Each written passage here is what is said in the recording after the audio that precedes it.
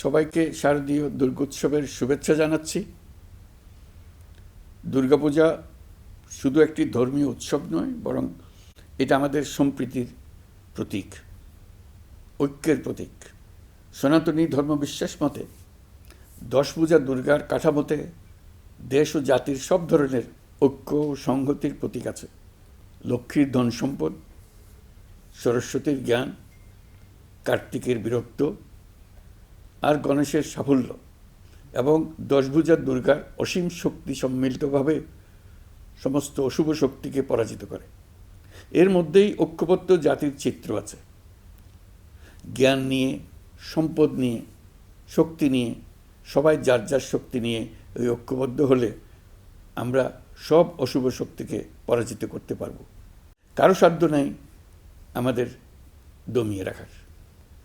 নিজেরা বিভক্ত হয়ে গেলে, ঐক্যবদ্ধ হতে না পারলে আমরা জাতি হিসেবে উন্নতি করতে পারবো না, এমন রাষ্ট্র গঠন করতে পারবো না যেটা নিয়ে আমরা সবাই দুনিয়ার সামনে গর্ব করতে পারি। দুর্গাপুজো উপলক্ষে গত বছরের মতো এবছরেও সরকারি ছুটি 2 দিন রাখা হয়েছে। সঙ্গে 2 দিন সাপ্তাহিক ছুটি যোগ হওয়ায় আমি আশা করছি সনাতন ধর্মাবলম্বীরা পরিবার পরিজন, বন্ধুবান্ধব সহ এই উৎসব আনন্দঘন পরিবেশে পালন করতে পারবেন।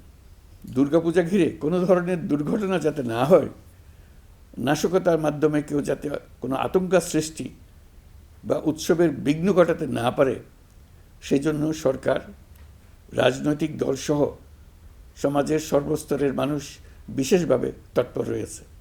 সবাই মিলে চেষ্টা করছে যেন একটা নিখুঁত দুর্গাপূজা অনুষ্ঠিত হয়। প্রশাসনের সকল পর্যায়ের কর্মকর্তা, পুলিশ, সেনাবাহিনী, র্যাব, বিজিবি, আনসার, সকল আইনশৃঙ্খলা বাহিনীর প্রত্যেক সদস্যকে আমি এ বিষয়ে প্রয়োজনীয় নির্দেশনা দিয়েছি ইতিমধ্যে। উৎসবের দিনও যারা এই কঠিন কাজে নিয়োজিত রয়েছেন, দিনরাত অক্লান্ত পরিশ্রম করছেন, আমি জাতির পক্ষ থেকে তাদের প্রতি কৃতজ্ঞতা জানাচ্ছি। জাতিসংঘের অধিবেশনে যোগ দেওয়ার কারণে আজকের এই উৎসবের দিনে আমি সশরীরে আপনাদের সামনে আসতে পারিনি, তবে আমার শুভেচ্ছা ও অভিনন্দন আপনাদের সাথে রয়েছে। জুলাই গণ অভ্যুত্থানের মধ্য দিয়ে আমরা বৈষম্য ও দুর্নীতিমুক্ত একটি সমৃদ্ধ দেশ গড়ার যে অগ্রযাত্রা শুরু করেছি, তার সফল বাস্তবায়ন করতে হলে ধর্ম, বর্ণ, ভেদাভেদ ভুলে সকলকে একযোগে কাজ করতে হবে।